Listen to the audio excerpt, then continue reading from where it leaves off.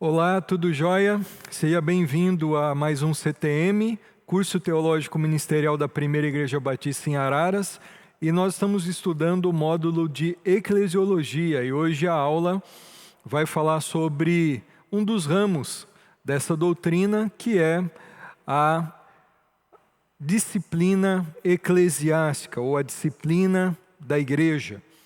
E falando sobre esse assunto em questões introdutórias, nós podemos definir disciplina eclesiástica da seguinte forma: disciplina eclesiástica é o ato da igreja de confrontar o pecado de alguém e de chamá-lo ao arrependimento, de modo que, se a pessoa não se arrepender, isso culminará na exclusão de um cristão professo da membresia da igreja e da participação da ceia do Senhor, por causa de um pecado sério e impenitente. Aí é uma definição do livro 9 Marcas, do Mark Dever, e a gente vai trabalhar muito com esses conceitos que ele traz aí nessa definição sobre disciplina eclesiástica. Vamos ver mais definições, conceitos para nos ajudar no entendimento. Disciplina eclesiástica bíblica é simplesmente obediência a Deus e uma simples confissão de que nós precisamos de ajuda. Uma necessidade de termos disciplina eclesiástica é que nós não estamos prontos. Nós somos imperfeitos, nós estamos sendo moldados, estamos amadurecendo e não nos bastamos para crescermos espiritualmente. Nós precisamos da ajuda um do outro. E a disciplina eclesiástica é uma confissão, um reconhecimento de que precisamos uns dos outros para o nosso crescimento espiritual, seja exortação, encorajamento, para que nós possamos amadurecer na fé. Disciplina eclesiástica é um instrumento de Deus para manter a pureza da igreja em contraste com o mundo. Uma das questões, então, da disciplina eclesiástica é que, através dela, Deus mantém a pureza dentro da igreja, do povo de Deus, em contraste com a sujeira do mundo. A igreja precisa ser diferente do mundo. Ela é o sal da terra, ela é a luz do mundo. E também é um instrumento para que Deus zele pelo testemunho da igreja, um testemunho eficaz no mundo. A igreja ela precisa, para ter um testemunho eficaz na sua evangelização, ela precisa ser diferente do mundo, se contrastar com o mundo. Além disso, a disciplina visa a restauração de um cristão caído. Nós vamos ver sobre isso. Mark Dever ele diz assim também: em um sentido mais amplo, disciplina é tudo o que a igreja faz para ajudar seus membros na busca pela santidade e na luta contra o pecado. A pregação, o ensino, a oração, a adoração corporativa, o acompanhamento mútuo e a supervisão piedosa de pastores e presbíteros são todas formas de disciplina.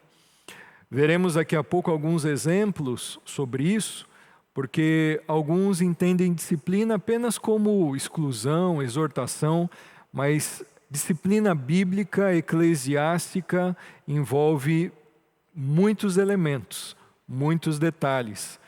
E os irmãos vão entender bem daqui a pouco nos exemplos que vamos dar para vocês. A prática da disciplina eclesiástica é uma das mais negligenciadas e esquecidas nos dias atuais, nos contextos das igrejas ocidentais. Se existe uma área em que as nossas igrejas têm falhado bastante já há algum tempo, é nessa da aplicação da disciplina eclesiástica. Muitas vezes nós temos disciplina, mas até um certo limite, não de uma maneira plena, bíblica, como nós vamos ver que ela deve ser exercida no contexto das igrejas. Albert Muller, ele diz assim: o declínio da disciplina eclesiástica, ou seja, a disciplina eclesiástica estando em baixa, como acontece nos nossos dias, talvez seja a falha mais visível da igreja contemporânea do nosso tempo. Não mais preocupada em manter a pureza da confissão ou do modo de vida.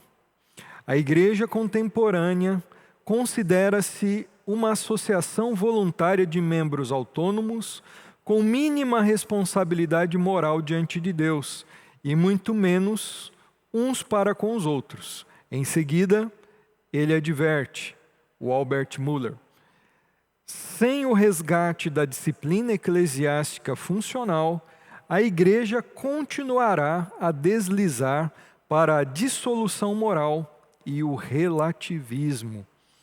Percebam aí a gravidade da negligência, da falha da igreja moderna, contemporânea, em relação à disciplina dos seus membros, a disciplina espiritual.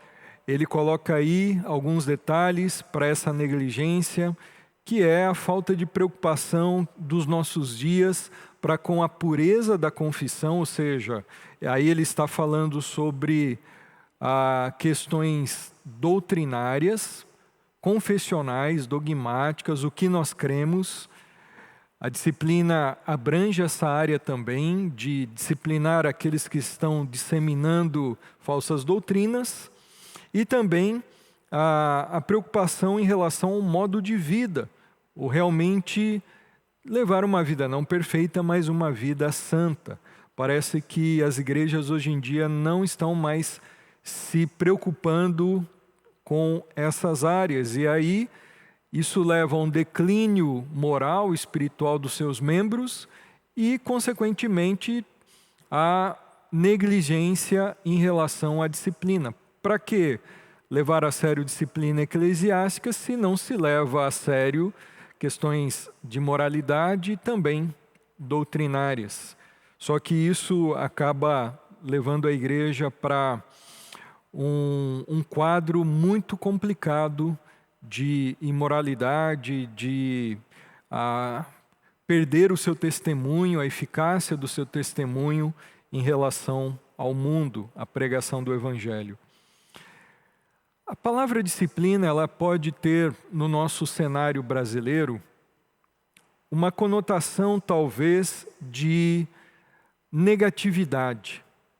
Ela pode ter um sentido pejorativo, ruim. As pessoas talvez, quando pensam na palavra disciplina, na nossa realidade aqui no Brasil, elas entendem essa expressão como algo ruim.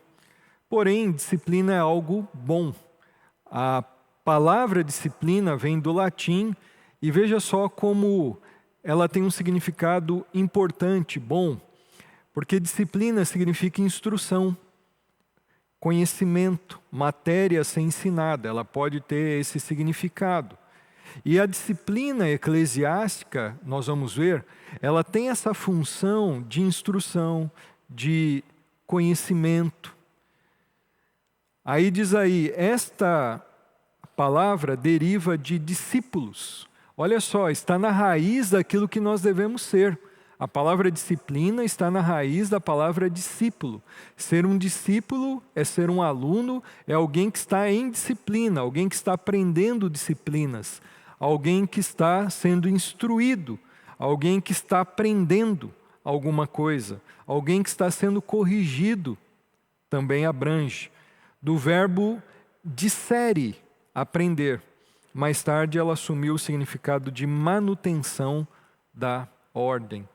Então percebam, disciplina não é algo ruim. Na verdade, nós precisamos de disciplina. Disciplina é uma bênção de Deus para nós aprendermos, para nós sermos corrigidos quando precisamos ser, para que nós sejamos discípulos de Jesus verdadeiramente, ok? Algumas razões para a negligência da disciplina, para a falha na disciplina nas nossas igrejas. Aí eu alistei pelo menos 7 razões que as igrejas têm negligenciado a disciplina eclesiástica. Em primeiro lugar, é porque a disciplina ela é trabalhosa e ela é desconfortável. Dá muito trabalho você ir atrás de um membro que precisa ser disciplinado, dá trabalho para ele também ter que colocar coisas em prática, é desconfortável, indelicado, as pessoas não querem se estressar, as pessoas não querem incomodar as outras, elas acham que estão incomodando as outras. É desconfortável você sair da sua zona de conforto e ir conversar com um irmão, por exemplo, que está andando por caminhos tortuosos. Então, essa é uma das razões. Porque esse membro que precisa de correção, muitas vezes, ele precisa ser acompanhado por muito tempo. E muitos de nós, pastores e líderes, e a igreja não quer ter esse trabalho. Um outro ponto, a ideia de que disciplina esvazia a igreja. Como as pessoas têm essa conotação de que é algo ruim, e nós vemos que não é, mas no nosso cenário passa-se essa ideia negativa, então se pensa que se começarmos a levar a sério a disciplina na igreja, isso vai levar a igreja a ser esvaziada, porque nós vivemos um pragmatismo, aquilo que dá certo, nós corremos atrás, nós mantemos nas nossas igrejas. Então nós pensamos que o fato de não se ter disciplina é o que vai ajudar a igreja a crescer e a não diminuir. Um outro ponto é que as pessoas alegam que disciplina é falta de amor. É um entendimento muito errado esse, porque disciplina, na verdade, ela não é o contrário de amor. Disciplina é amor, é uma expressão de amar. A própria Escritura em Hebreus diz que Deus ama os seus filhos e por isso Ele os disciplina. Deus disciplina aqueles aos quais Ele ama. Pais que amam verdadeiramente seus filhos, disciplinam seus filhos. E quando eu digo disciplinar os filhos, eu não estou dizendo espancar, a Bíblia não fala nada disso. Mas a Bíblia fala de impor limites, de controlar, de exortar, de orientar, de chamar atenção, de corrigir, de dizer não. Então, quem ama não deixa o filho à mercê, ao seu próprio coração, ser guiado por subjetividades, pelos seus próprios impulsos. Não, mas coloca limites para o bem do próprio filho. E Deus faz isso conosco. Por quê? Porque Deus nos ama, Ele tem um compromisso conosco de nos moldar à imagem do seu Filho Jesus. Então, disciplina não é o contrário de amor. No Brasil, talvez por termos esse conceito equivocado de que disciplina é algo ruim, nós pensamos que é o contrário de amor, mas não, disciplina é amor. Quem ama, disciplina. Ponto 4. Não devemos julgar. As pessoas dizem que nós não devemos disciplinar porque a Bíblia diz, não julgueis. Ok, a Bíblia fala sobre isso. Porém, de que forma a Bíblia fala sobre isso? O que é não julgar? Significa em nenhum momento exercer julgamento, avaliação, porque na Bíblia nós temos vários textos que falam que nós devemos discernir, nós devemos avaliar as coisas, nós devemos julgar, por exemplo, o falso ensino, devemos julgar como os bereanos fizeram com o apóstolo Paulo, devemos avaliar o ensino. Então, essa é uma forma de julgamento. O próprio texto lá de Mateus que Jesus fala, não julgueis, depois, logo em seguida, ele vai falar, não dê aos cães, ou não deem aos cães, e aos porcos as pérolas.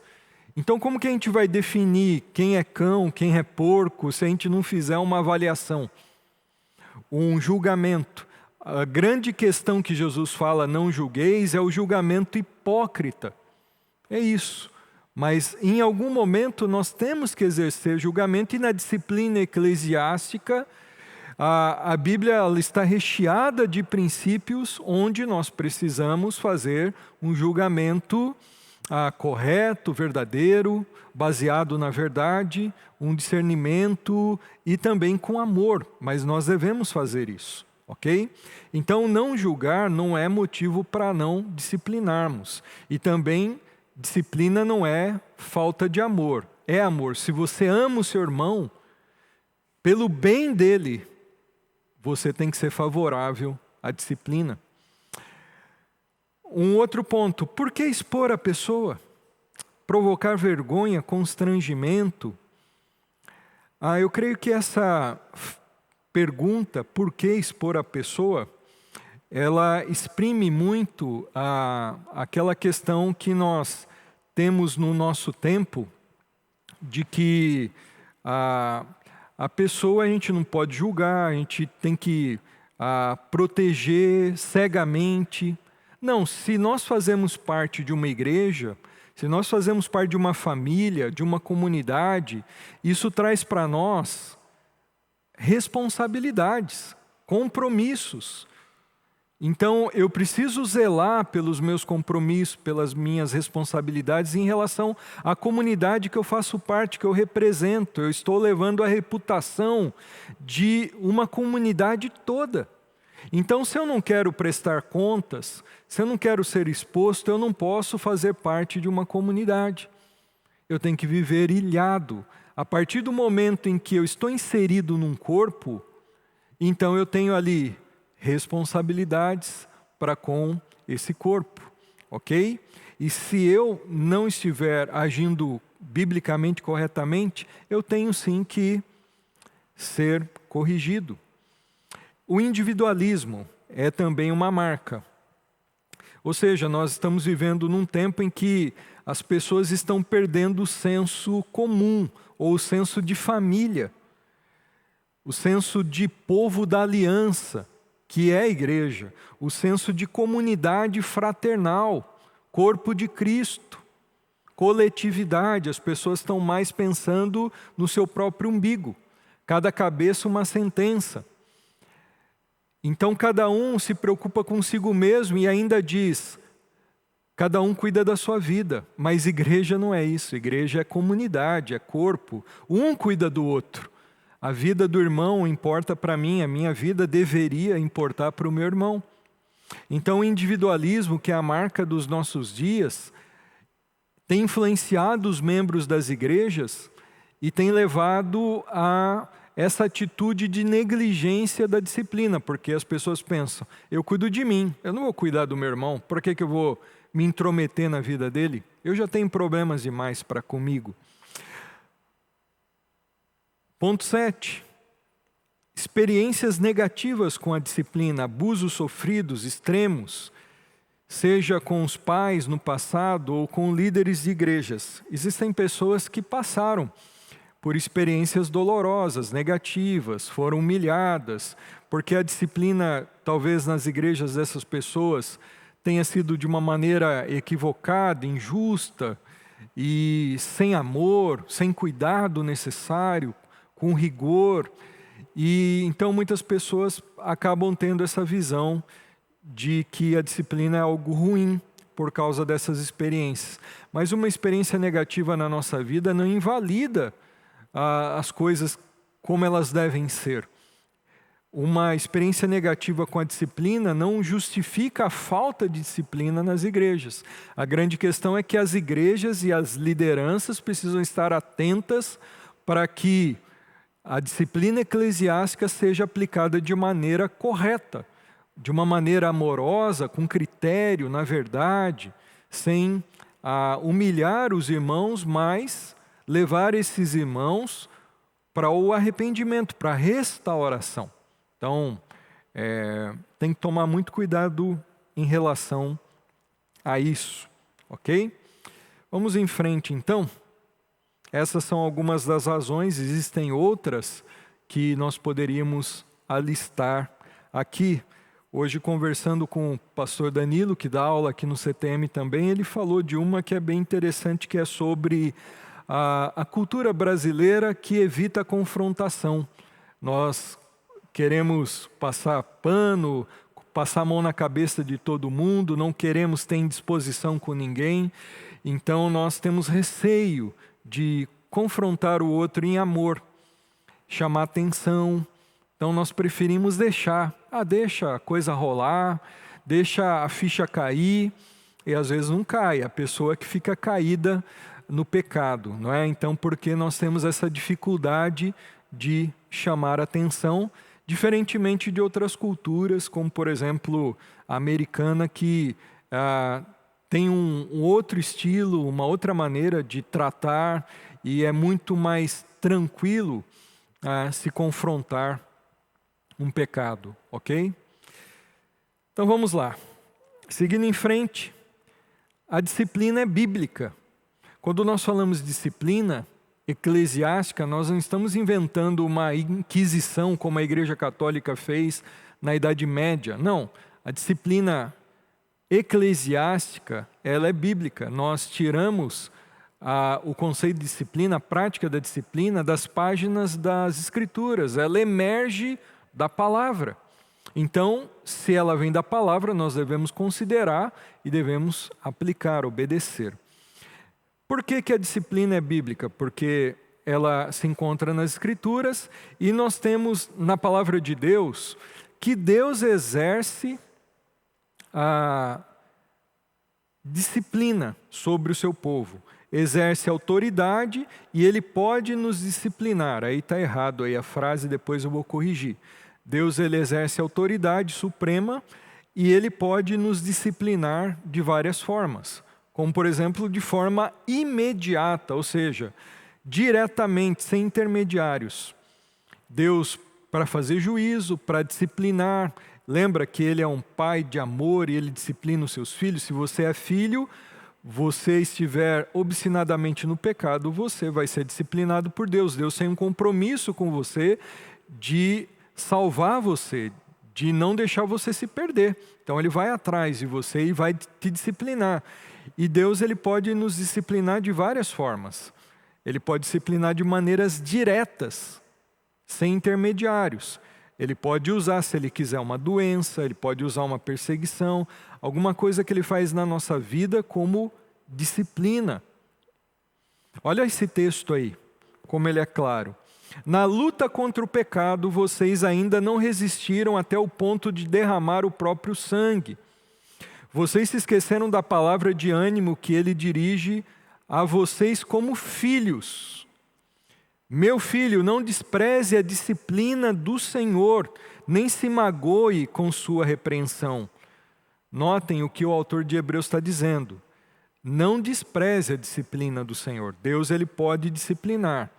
Nem fique magoado quando Deus repreende, porque a disciplina não é uma atitude de falta de amor, de ódio, mas é de amor. Se Deus está te repreendendo, é porque Ele ama você. Ele tem um compromisso de guiar você pelos caminhos justos.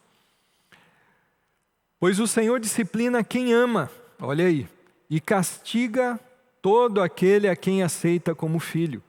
Suportem as dificuldades, recebendo-as como disciplina. Então ele está falando que dificuldades, não é todo o caso de dificuldades, mas várias dificuldades podem ser expressões da disciplina de Deus contra nós. Deus os trata como filhos. Ora, qual o filho que não é disciplinado por seu pai? Se vocês não são disciplinados, e a disciplina é para todos os filhos, então vocês não são filhos legítimos, mas sim ilegítimos ou bastardos. Olha só, se alguém está andando no pecado, vindo na igreja, frequentando a igreja, sendo batizado e nada acontece, isso é um sinal inequívoco de que essa pessoa pode não ser crente, convertida, filho de Deus. Mas se está andando no pecado obstinadamente, Deus nos disciplina para nos levar ao arrependimento e à transformação da nossa vida.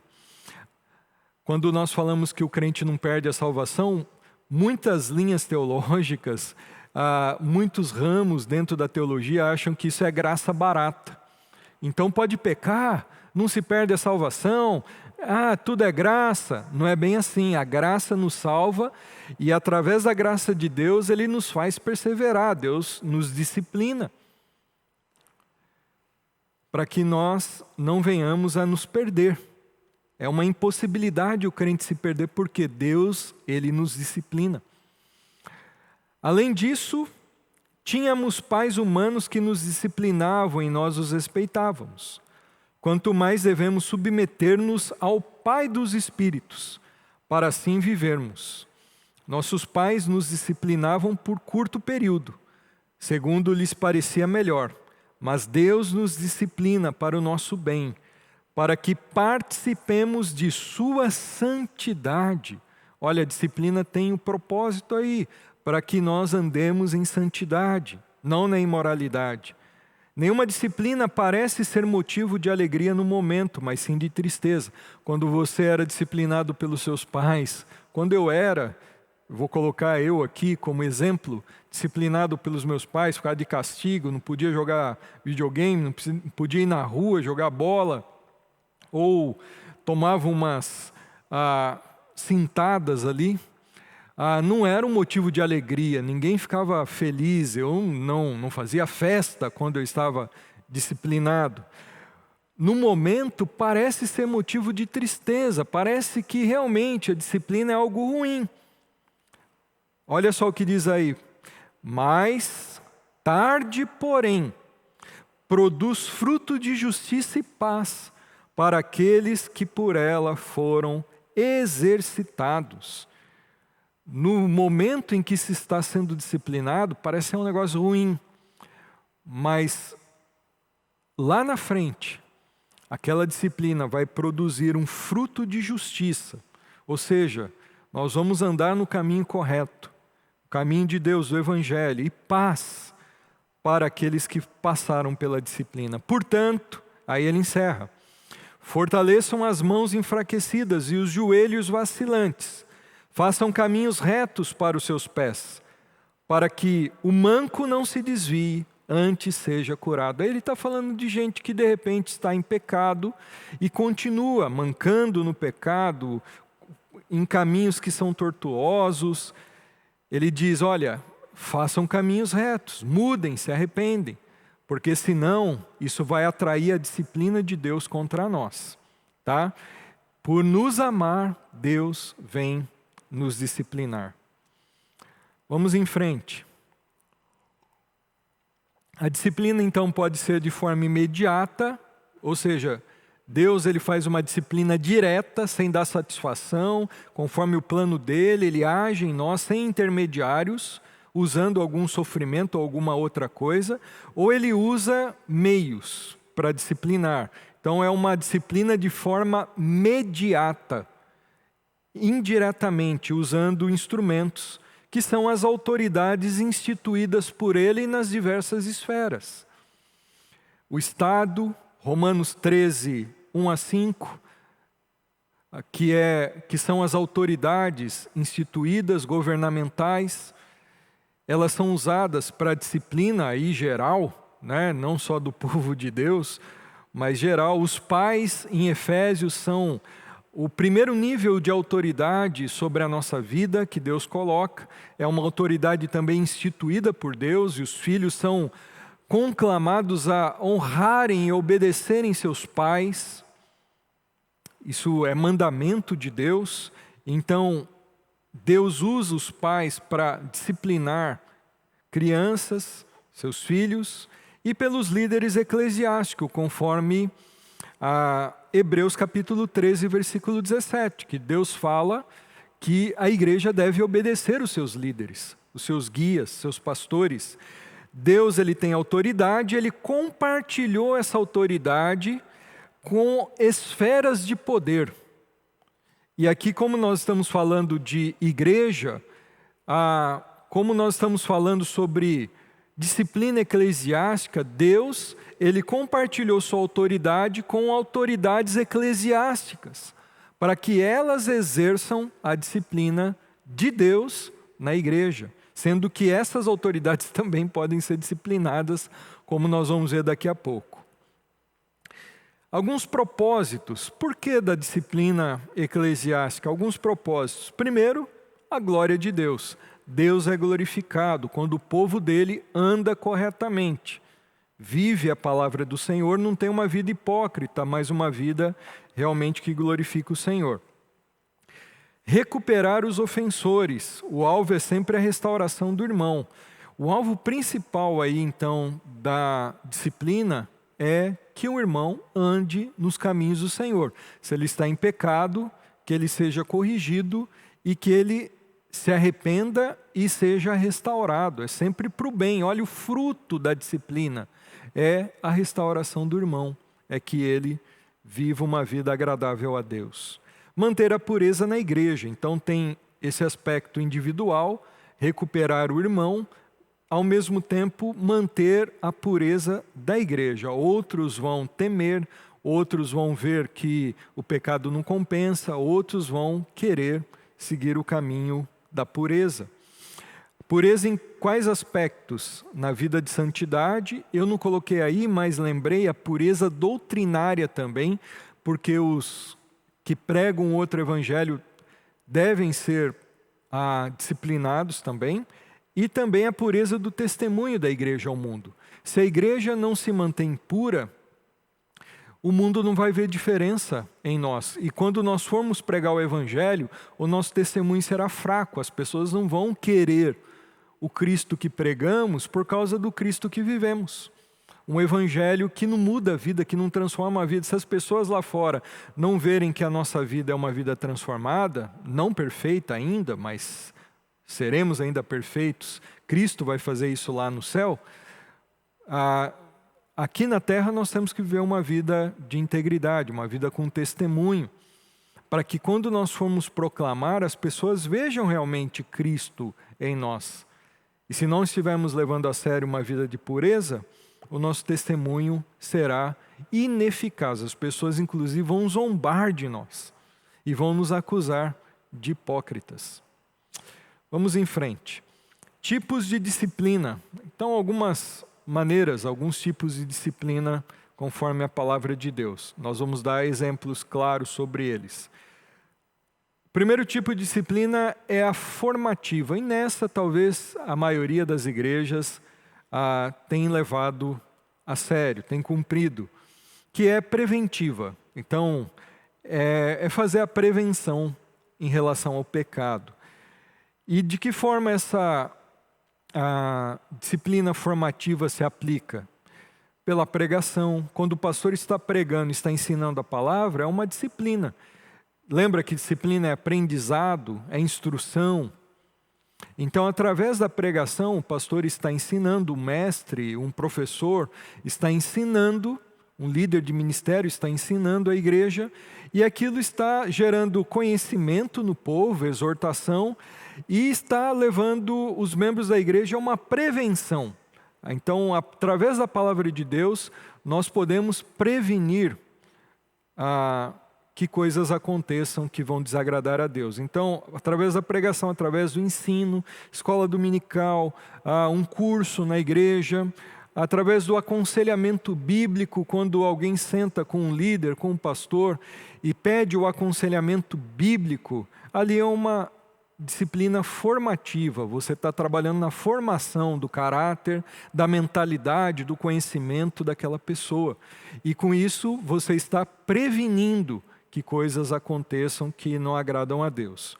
Então, formativa. Depois tem a corretiva, que aí já envolve ver alguém no pecado, no erro, fazendo alguma coisa errada, que vai contra a Escritura, e essa pessoa ela não tem um lapso, ela se mantém naquele comportamento, ela está endurecida. Então isso envolve o quê? Correção. Eu preciso de correção, todos nós precisamos, porque nós partimos do pressuposto que todos são imperfeitos. Essa é uma verdade aqui nesse mundo. Se eu sou imperfeito, eu preciso de correção. Então é uma bênção, só que nós somos orgulhosos. Muita gente fica melindrada se é corrigida. Muita gente se faz de vítima, fica com aquele coitadismo. E se volta contra a pessoa que está querendo o bem dela, que é corrigi-la para o bem dela. Eu sou assim também, eu tenho orgulho. E a gente precisa se despir do orgulho e se revestir de humildade. E essa humildade nos levar a um espírito ensinável. corrigível, porque não existe algo mais deplorável, algo que depõe contra o nosso crescimento, que emperra o nosso crescimento, do que o orgulho e a gente ser pessoas que não são ensináveis, pessoas que são orgulhosas e não querem ser corrigidas. Isso é terrível, a pessoa não cresce, né? Então, isso envolve a reprovação, a exortação e persuadir a pessoa em fazer o certo, ao invés do errado. E, por último, a disciplina, que ela é bem amarga. Essa, que é a cirúrgica, que nós chamamos, que é uma forma de falar sobre a exclusão da pessoa, tratar essa pessoa como gentil e publicano. O único caso passível de exclusão de disciplina cirúrgica é o pecado de rebelião, obstinação, quando a pessoa é corrigida, exortada, mas ela se revolta, ela se coloca contra a pessoa que o corrigiu e ela se mantém no erro, ela se endurece e ela não se arrepende, e ela fica ali obstinada no erro. Então, a Bíblia orienta, nós vamos ver, a disciplina cirúrgica, excluir esse membro, tirar do meio da igreja. Propósitos da disciplina ainda. Disciplina, quando bíblica e amorosa, ou amorosamente aplicada, demonstra amor pelo indivíduo. Então você ama o suficiente para corrigir o irmão, para impedir que ele caia no abismo, para que ele evite de quebrar a cara, acabar com a família dele de repente, um pecado que vai afetar não só ele, mas toda a casa dele. Então, o amor pelo indivíduo, para que ele seja admoestado e trazido ao arrependimento. O amor pela igreja, para que as ovelhas mais fracas, ou seja, novos convertidos, por exemplo, sejam protegidas, para que os novos convertidos vejam que a igreja leva a sério a palavra de Deus. Agora, se a igreja não leva a sério isso e membros estão no pecado e sem ser corrigidos, isso pode passar uma visão negativa para essas ovelhas mais fracas. Elas precisam de proteção. Amor pelo mundo que nos observa, para que ele veja o poder transformador de Cristo. Quando a disciplina acontece nas igrejas e a igreja mantém a pureza, então é um amor também para o mundo que está nos observando e vê em nós Cristo na nossa vida. E amor por Cristo, acima de tudo, para que as igrejas preservem o seu santo nome, não leve o nome do Senhor em vão, porque a falta de disciplina faz com que os crentes carreguem o nome do Senhor em vão. Tomar o nome do Senhor em vão não é só falar, ai meu Deus, uma frase à toa. Não. É ser, por exemplo, alguém que representa Deus, como a igreja é. Um cristão tem o nome de Cristo. A palavra cristão significa mini Cristo, cristinho. Então eu carrego o nome de Cristo, eu sou um discípulo de Jesus. E se eu não vivo de acordo com o Evangelho, eu carrego o nome do Senhor em vão. Então, a disciplina é amor a Cristo, porque impede de que o seu nome seja zombado. A prática da disciplina. Então, vamos ver aí como que isso se desenvolve, a prática da disciplina. A prática em relação aos pecados particulares. Ou seja, quando nós flagramos, nós vemos, observamos um irmão em pecado ou alguém nos vê. Então, envolve um pecado particular, tá? ou com o indivíduo.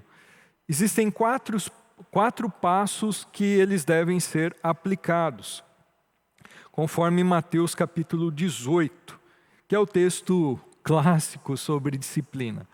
Olha só, como disciplina eclesiástica, inclusive, foi o próprio Jesus que instituiu. Então, por que nós devemos exercer disciplina eclesiástica? Porque o próprio Senhor da igreja, o cabeça, estabeleceu, ok? Se o teu irmão pecar contra você, aí no original alguns colocam que esse contra você, ele foi adicionado, não aparece talvez nos melhores manuscritos. Talvez a tradução melhor seja, se o teu irmão pecar, ok? Vá e a sós com ele mostre-lhe o erro. Olha a disciplina corretiva. Se ele te ouvir, você ganhou o sermão. Mas, se ele não ouvir, leve consigo mais um ou dois outros, de modo que qualquer acusação seja confirmada, olha, critério, não é assim, imaginação, interpretação sua de um fato, não, tem que ser rigoroso, tem que ser criterioso, envolve uma vida, envolve o nosso compromisso com a verdade, não pode ser fake news aqui. A acusação seja confirmada pelo depoimento de 2 ou 3 testemunhas. Se ele recusar a ouvi-los, olha aí, o endurecimento, conte à igreja. Se ele se recusar a ouvir também, a igreja trate-o como pagão, ou seja, não crente, pagão ou publicano. Digo a verdade, tudo que vocês ligarem na terra será ligado no céu, e tudo que vocês desligarem na terra terá sido desligado no céu. Também digo que, se 2 de vocês concordarem na terra em qualquer assunto sobre o qual pedirem, isso será feito a vocês por meu Pai que está nos céus. Pois onde se reunirem 2 ou 3 em meu nome, ali estou no meio deles. A gente muitas vezes usa esse texto de uma maneira errada, fora do contexto, para animar os crentes em reunião pequena, que faltou um monte de gente. Então a gente quer encorajar os presentes, dizendo, olha, não veio quase ninguém, mas onde estiverem 2 ou 3 reunidos em meu nome, eu estarei ali no meio deles. Então a gente fala, ó, Jesus está aqui, isso que importa, e assim por diante. Mas esse texto está no contexto de disciplina eclesiástica. Onde estiverem pessoas se acertando, pessoas se arrependendo dos seus pecados, depois de serem exortadas, eu vou estar no meio deles. Um grande encorajamento para a disciplina eclesiástica é que nós não estamos sozinhos, Jesus está conosco. Agora vamos ver aí de uma maneira gráfica então, esses passos aí de Mateus 18. Existem 4 passos que Jesus disse para nós seguirmos na confrontação do pecado de um irmão, ou que o irmão tem que exercer conosco, né? Então, o primeiro passo, eu e ele. Você não vai fofocar, você não vai na reunião de oração e fazer aquela oração de fofoca.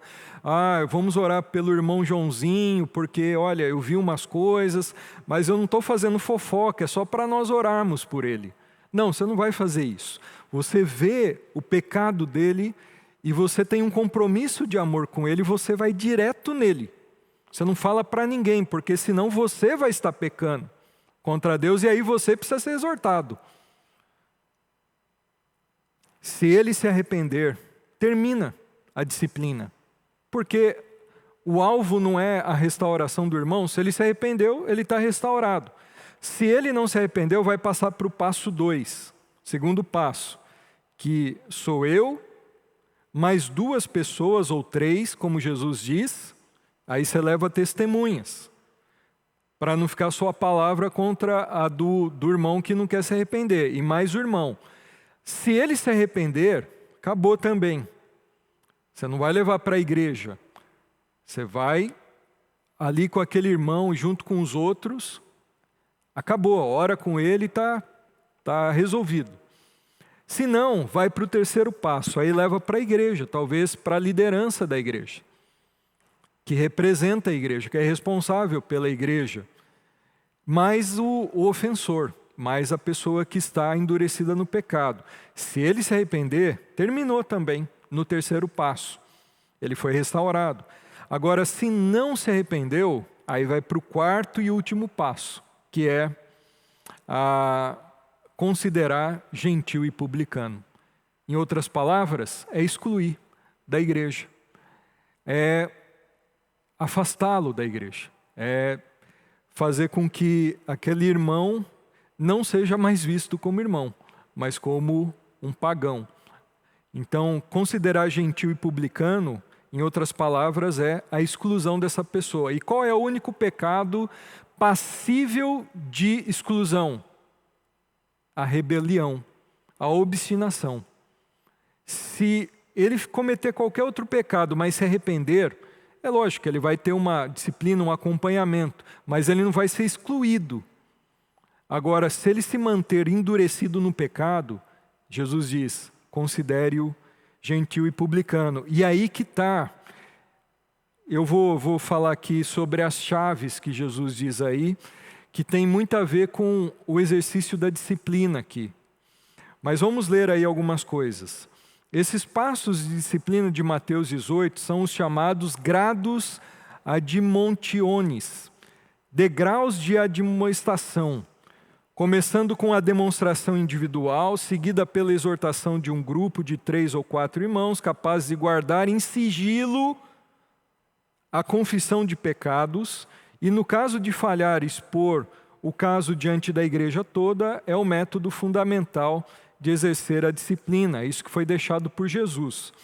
A abordagem de uma pessoa em pecado deve ser feita com mansidão, com cuidado, sem alterações nervosas, para que a pessoa não se revolte ou responda com aspereza, lembrando que o intuito na abordagem é a recuperação do irmão. Acho que disciplina a gente tinha que ir muito humilde, com o coração despedaçado. A gente deveria ir ali com muita compaixão, não com arrogância, apontando o dedo, falando com aspereza, com soberba, se colocando acima, não. Porque aí esse irmão ele pode se voltar contra nós com aspereza. Gálatas 6, Paulo diz, irmão, se alguém for surpreendido em algum pecado, vocês que são espirituais ou maduros na fé, deverão restaurá-lo com mansidão. Cuide-se, porém, cada um para que não seja tentado. Olha que texto fantástico, né? A liderança ou o pastor deve tratar do caso em questão, acompanhando o processo de evolução do irmão disciplinado, a fim de que seja plenamente restaurado na área de deficiência moral que ocasionou a disciplina. Então, só aqui colocando algumas coisas. Se você, irmão da igreja, viu outro irmão que está no pecado, o que você vai fazer? Você vai para o pastor? Não. Você vai para o irmão. Se ele não se arrepender, aí você leva testemunhas, que pode ser o pastor também. Se não se arrependeu, leva para a igreja, para a liderança. E se não se arrependeu, aí considere-o gentil e publicano.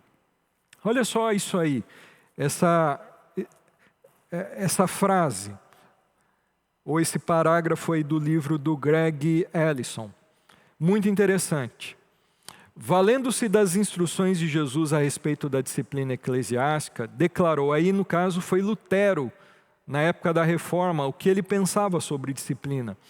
O povo de Deus ou os cristãos santos é reconhecido pelo ofício das chaves exercido publicamente, isto é, como Cristo decreta em Mateus, se um cristão pecar, deve ser repreendido. Se não mudar de conduta, deve ser ligado ao pecado e lançado fora, gentil e publicano. Se mudar de conduta, deve ser absolvido. Esse é o ofício das chaves. Para Lutero, a igreja verdadeira aplica a disciplina corretamente a fim de trazer de volta pecadores caídos. Lembra que Jesus falou no contexto da disciplina eclesiástica que ele está dando as chaves do reino. E chaves ali do reino, tanto quando ele fala para Pedro, das chaves, ele está falando de abrir as portas do reino dos céus através da proclamação do evangelho. A igreja, ela tem o ministério das chaves de abrir o reino pela proclamação do evangelho aos incrédulos. A partir do momento que os incrédulos entendem o evangelho e creem, eles entram no reino. Mas a igreja detém o ministério das chaves do reino também para desligar. É o ministério das chaves para abrir a porta e para fechar a porta do reino. Pela disciplina, a igreja tem autoridade de Cristo para fechar a porta, para excluir o rebelde. A igreja detém as chaves do reino para abrir e fechar as portas. A prática da disciplina em relação aos pecados públicos, os escândalos. Então, eu tinha falado dos pecados particulares e não pecados abertos, mas pecados que você viu, ok? Agora, pecados que são públicos, de conhecimento geral, que são os chamados escândalos. Essa disciplina é baseada em 1 Coríntios 5, de 1 a 12. Essa prática de disciplina trata-se de extirpar o fermento que leveda toda a massa. A igreja não deve tolerar casos de imoralidade que sejam públicos e que os envolvidos não estejam dispostos ao arrependimento e o cessar da conduta promíscua. Nesse caso, é praticado o último passo já, de Mateus 18, gentil e publicano, ou seja, a exclusão e não a associação com o corpo de Cristo, perdendo os privilégios de viver como família de Deus. Aí o texto de 1 Coríntios 5, versículo 1 a 12. Notem só como Paulo aí, ele leva a sério a disciplina e ele traz aqui palavras duríssimas. Ele fala assim: porque toda parte se ouve que há imoralidade entre vocês, imoralidade que não ocorre nem entre os pagãos. Olha só, ele está falando que é pública essa imoralidade, todos sabem. E é uma imoralidade tão grave que nem entre os pagãos, os não crentes, se praticava, e estava sendo praticado dentro da igreja. Qual era essa imoralidade, esse escândalo? Ele diz aí: a ponto de um de vocês possuir a mulher do seu pai. Tinha um carinha na igreja, um membro da igreja, que estava tendo relações sexuais com a madrasta. Então isso era de conhecimento de ninguém e ninguém chamava atenção. E não só de conhecimento da igreja, mas de fora da igreja as pessoas sabiam do caso. Isso enfraquecia o testemunho da igreja de Corinto. E vocês estão orgulhosos, ou seja, ninguém fala nada. Estão orgulhosos com a igreja, mas tem um caso aí gravíssimo dentro da igreja. Não deviam, porém, estar cheios de tristeza e expulsar da comunhão aquele que fez isso. Apesar de eu não estar presente fisicamente, estou com vocês em espírito. E já condenei aquele que fez isso, como se eu estivesse presente. Quando vocês estiverem reunidos em nome do Senhor Jesus, estando eu com vocês em espírito, estando presente também o poder de nosso Senhor Jesus Cristo, entreguem esse homem a Satanás, para que o corpo seja destruído e seu espírito seja salvo no dia do Senhor. Então ele era um crente. Ok? Se o espírito vai ser salvo no dia do Senhor, então ele era um crente, mas estava endurecido no pecado e não queria se arrepender. Deus iria exercer disciplina, Deus poderia exercer disciplina direta, como fez com Ananias e Safira, mas aqui Deus está exercendo disciplina imediata, pelo instrumento da autoridade eclesiástica da igreja. Aí ele diz assim: o orgulho de vocês não é bom. Vocês não sabem que um pouco de fermento faz toda a massa ficar fermentada ou levedada? Livrem-se do fermento velho, para que sejam massa nova e sem fermento, como realmente são. Então aquele pecado ali mantido na igreja e ninguém fazendo nada, aquilo poderia ser como um fermento, levedar toda a massa, ou seja, passar a ideia de que pecado está liberado e os crentes novos poderem viver no pecado, aquilo trazer corrupção e imoralidade em todo o corpo de Cristo. Pois Cristo, nosso Cordeiro Pascal, foi sacrificado, e aí por diante, daí ele vai dizer: não se associem com pessoas imorais. Olha só a disciplina, né? Nem se associe com essas pessoas. Com isso, não me refiro aos imorais desse mundo, nem os avarentos, nem os ladrões, os idólatras. Se fosse assim, vocês precisavam sair do mundo. Mas agora estou escrevendo que vocês não devem associar-se com qualquer um que, dizendo irmão. Olha só, Paulo está dizendo, não estou falando do mundo, que vocês não têm que ter contato com essas pessoas. Não, até para a gente pregar o evangelho, a gente não deve fazer o que elas fazem de errado. Mas nós devemos ter contato com essas pessoas, senão como que a gente vai evangelizar? Mas Paulo fala assim: não tenha contato com pessoas da igreja. E a gente inverte tudo, a gente fala assim, vocês não podem ter contato com essas pessoas do mundo, que ficam bebendo, que ficam não sei o quê. Só tenha contato com pessoas na igreja. Paulo está falando o contrário. Paulo está dizendo, você pode ter contato, só toma os devidos cuidados, né? Você tem contato com essas pessoas do mundo, elas estão perdidas, elas precisam de Cristo. Mas vocês não vão ter contato com gente da igreja. Mas que gente da igreja que a gente não deve ter contato? Aqueles que estão sendo disciplinados, estão em rebeldia. Que se dizendo irmão, sejam imoral. avarento, idólatra, caluniador, alcoólatra ou ladrão. Olha só, ele dá uma lista aí. Tem um irmão na igreja que diz irmão, mas você já chamou atenção, já passou por disciplina, ele continua na imoralidade. Ele é um avarento, ele é um idólatra, ele calunia os irmãos, é caluniador, ele é um alcoólatra dentro da igreja, ele é um ladrão, roubou inclusive a igreja. Olha só o que ele diz: com tais pessoas vocês não devem nem comer. Pois como haveria eu de julgar os de fora da igreja? Como que a gente vai julgar os lá de fora? Não devem vocês julgar os que estão dentro? Olha só, não julgueis. Paulo está dizendo, vocês têm que julgar os de dentro. Deus julgará os de fora. Expulsem esse perverso do meio de vocês. Aquele homem que estava tendo um caso com a madrasta dele. Expulsem do meio de vocês, porque provavelmente ele é um homem que não quis se arrepender. Foi exortado, mas quis continuar na prática do pecado. Então Paulo está dizendo, olha, nem coma com esses imorais.